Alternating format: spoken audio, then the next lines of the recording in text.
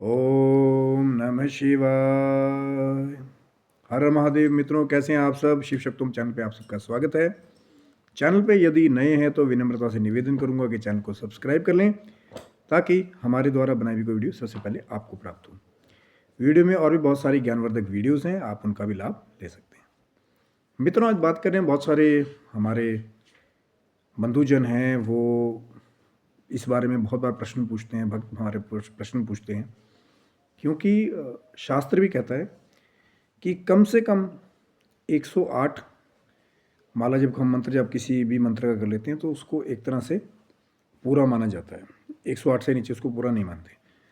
तो यही प्रश्न बहुत सारे हमारे भक्त पूछते हैं कि क्या कारण है कि 108 दाने की जो माला का जो कारण है कि 108 पे ही मंत्र सबसे कम रूप पे पूरा माना जाता है। वो तो फिर उसके बाद है 1008, 1.25 लाख, तो अलग अलग फिर, पर कम से कम 108 पे मंत्र सिद्ध माना जाता है। तो मैं यहाँ पे खुली भक्ति वालों के लिए बिल्कुल बात नहीं कर रहा हूँ। जो खुली भक्ति करते हैं, नित्य पूजा करते हैं, मानसिक रूप से भी जाप करते हैं, वो तो उसकी तो कोई काउंटिंग नहीं है। लेकिन जो कोई भी मंत्र जाप जो है काउंट के द्वारा करते हैं कि अब 108 कर दिया तो इतनी माला कर दी, मैं उनके लिए आज ये बात कह रहा हूँ। वो प्रश्न पूछते हैं कि 108 क्यों। तो इसका जो उत्तर है, इसका जो रहस्य है, वो भगवान शिव और माता पार्वती से जुड़ा हुआ है। तो एक बार मैं थोड़ा कहानी को शॉर्ट में सुना रहा हूँ। बहुत बड़ा इतिहास है। शायद मेरी जीवा में वो शक्ति नहीं है कि मैं भगवान शिव और माँ पार्वती की महिमा का बखान कर सकूं, लेकिन फिर भी कोशिश करूँगा। तो एक बार नारद जी के उकसाने पे माँ शक्ति के मन में एक द्वंद्व पैदा हो गया। नारद जी ने माँ से पूछा कि भगवान शिव आपको सब कुछ नहीं बताते? तो माँ ने कहा कि नहीं, ऐसा कुछ नहीं है, भोलेनाथ मुझसे कुछ नहीं छुपाते, मैं सब कुछ जानती हूँ। तो नारद जी ने कहा कि तो आप भगवान शंकर से पूछिए कि जो उनके गले में जो मुंडों की माला है वो किसकी है। तो माता के मन में भी एक प्रश्न उठ गया कि हाँ, कि मैं तो जानती नहीं कि मुंडमाला, कि प्रभु ने इतने सारे मुंड गले में डाले हुए हैं भगवान शंकर जी ने, पर वो किसके हैं? तो जैसे ही शंकर जी आए कैलाश में, क्योंकि उस समय कैलाश जी खाली थे, शंकर जी कैलाश में उपस्थित नहीं थे, तो जैसे ही नारद मुनि गए, माता के मन में वो प्रश्न का दिया जगा करके, तो जैसे ही शंकर जी कैलाश में वापस उपस्थित हुए तो माँ ने आते उनसे प्रश्न किया कि क्या आप हमसे प्रेम नहीं करते, कि आपने मुझसे आज तक इतना टाइम ये छुपाया, इतना समय ये छुपाया, कि जो गले में आपके ये मुंड है ये किसके हैं? तो शंकर जी मुस्कुराए और पहले माँ पार्वती से पूछा कि कहीं नारद जी तो नहीं आए थे यहाँ पे कैलाश में? तो माँ ने कहा कि पहले मेरे प्रश्न का उत्तर दीजिए। तो शंकर जी समझ गए कि कहीं ना कहीं से ये जो प्रश्न की ज्वाला है इसको जलाया गया। तो फिर भगवान शंकर ने माँ पार्वती को आसन दिया, खुद आसन जमाया और उनके प्रश्न का समाधान करना शुरू किया कि पार्वती, ये जो मुंड मेरे गले में है इसका रहस्य सब लोग नहीं जानते, और ये मुंड मेरे हृदय के साथ जुड़े हुए हैं, इनका प्रेम अटूट है मेरे साथ। तो माँ पार्वती फिर अचंभित हुई कि आप मुझे बता नहीं रहे ये मुंड किसके हैं, कृपया करके मुझे बताइए। तो शंकर जी ने बताया कि ये जितने भी मुंड हैं पार्वती, ये सब आपके हैं। तो माँ बड़ी अचंभित हुई कि मेरे हैं। तो शंकर जी ने बताया कि अब तक 108 बार आपका जन्म हो चुका है, और जब भी जिस भी जन्म में आपकी देह छूटती थी तो मैं आपके मुंड को अपने गले में श्रृंगार कर लेता था, क्योंकि मुझे आपके हर जन्म से प्रेम रहा है। अगर मैं परम पुरुष हूँ तो आप प्रकृति हैं, और हम दोनों दो होते हुए भी एक हैं, शिव और शक्ति एक है। तो जब माँ ने ये सुना तो माँ बड़ी अचंभित हो गई, माँ बड़ी भाव विभोर हो गई कि कोई किसी से इतना अटूट प्रेम करता है कि उसके मरने के बाद उसके मुंडों को भी अपने गले में धारण कर ले। नहीं, आजकल के इस कली काल में तो ऐसा देखते हैं कि जिन्होंने सारी उम्र पाला पोसा बड़ा किया या प्रेम दिया, या कोई भी बंधन हो, प्रेम का बड़ा कहा जाता है कि हम आपको मरने के बाद भी चाहेंगे, और जैसे ही वो आदमी की देह छूट जाती है उसके बाद उसको फटाफट घर से बाहर ले जाइए, नहीं तो कहीं घर में ही दोबारा वापस जा गया तो काम खराब हो जाएगा, यहीं भूत प्रेत बन के घूमने लगेगा। लेकिन शंकर जी का वो अटूट प्रेम था कि माँ के जितने भी जन्म हुए उनके मुंडों को शंकर जी ने अपने गले में धारण किया। और यही कारण है कि आगे चल के 108 दानों की जो माला है उसके सर्कल को ही एक तरह से पूर्ण माना जाता है। अब बहुत सारे गुरु मार्केट में बैठे हैं, खाली आप 11 कीजिए, खाली आप जी 21 कर लो फटाफट। ये उनके लिए है जो सिर्फ श्रद्धा भाव से कोई भी कार्य सिर्फ भक्ति के लिए कर रहे हैं। लेकिन अगर नियमित कोई आपका समर्थ, कोई आपका मनोरथ पूर्ण करना है, उसके नियमित संख्या जाप करनी है, तो उसकी कैलकुलेशन फिर 108 की मालाओं के हिसाब से ही होता है। तो जैसे 1.25 लाख जाप करना है तो कैलकुलेट होती है कि इतनी मालाएं 108 की, 108 वाली एक माला है ना बड़ी, तो उसके हिसाब से कितनी मालाएं करनी है कि 1.25 लाख जाप हो जाए, जिसको पूर्णता मंत्र को जागृत करने वाला और सर्व सिद्धिदायक बताया गया।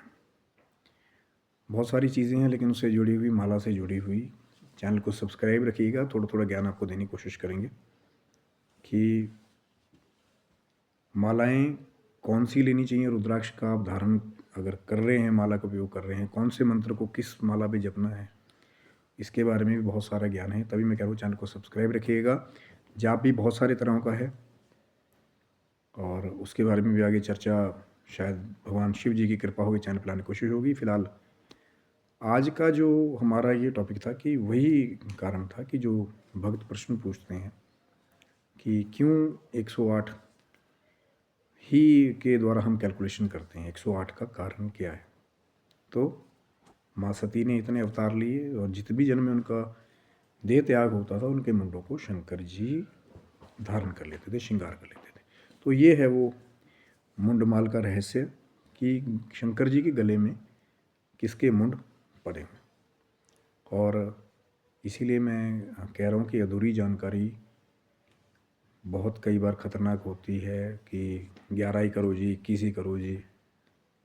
जब किसी एक मनोरथ के लिए आप जाप कर रहे हैं तो उसकी नियमावली का भी पता होना चाहिए।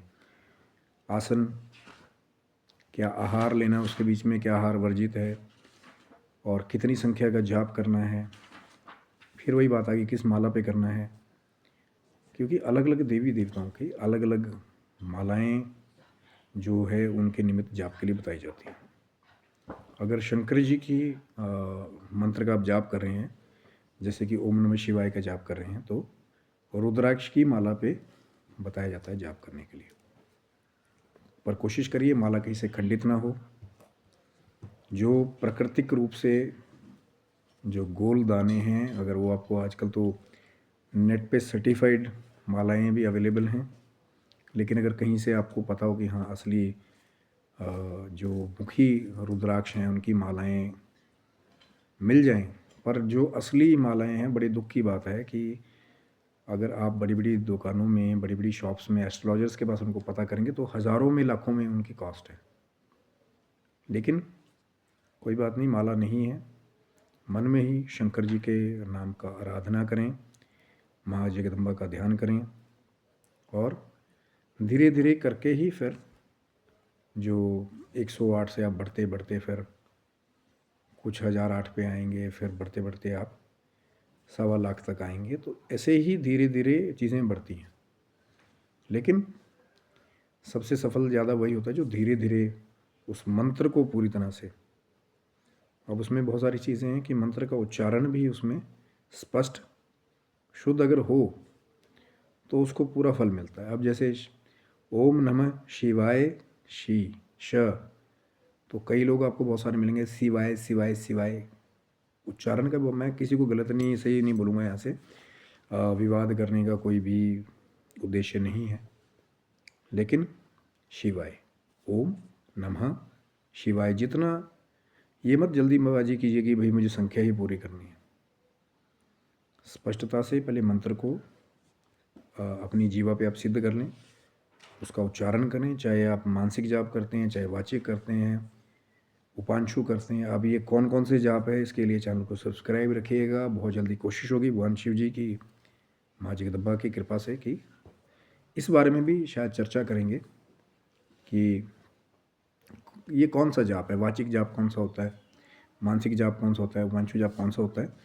तो इसलिए चैनल को सब्सक्राइब रखिएगा, क्योंकि जब आपको उस चीज़ के बारे में ज्ञान होगा कि वो चीज़ एक्चुअल है क्या, तो जब आप उसका प्रयोग करेंगे, उसके द्वारा जब आप जाप करेंगे, तो आपको और क्लियरली फल मिलेगा और एक विजन क्लियर हो जाएगा कि हमने कैसे करना है और क्या क्या उसकी अगली स्टेजेस हैं। तो जुड़े रहिए, आज ही शुरुआत करें, धीरे धीरे करें, माला है चाहे नहीं है, मन में जाप करें। जब शंकर जी की कृपा हो जाएगी तो मालाएं खुद आपके पास चल के आएंगी, क्योंकि नाम जपने की आशीर्वाद वही देते हैं। तो आशा करता हूँ मित्रों वीडियो आपको अच्छा लगा होगा। स्वस्थ रहें, मस्त रहें। भगवान शंकर और माता जगदम्बा की कृपा आपके समस्त परिवार के ऊपर बनी रहे और अब आपकी भौतिक और आध्यात्मिक मार्ग पे आप हमेशा उन्नति करते रहें। हरि ओम नमः शिवाय।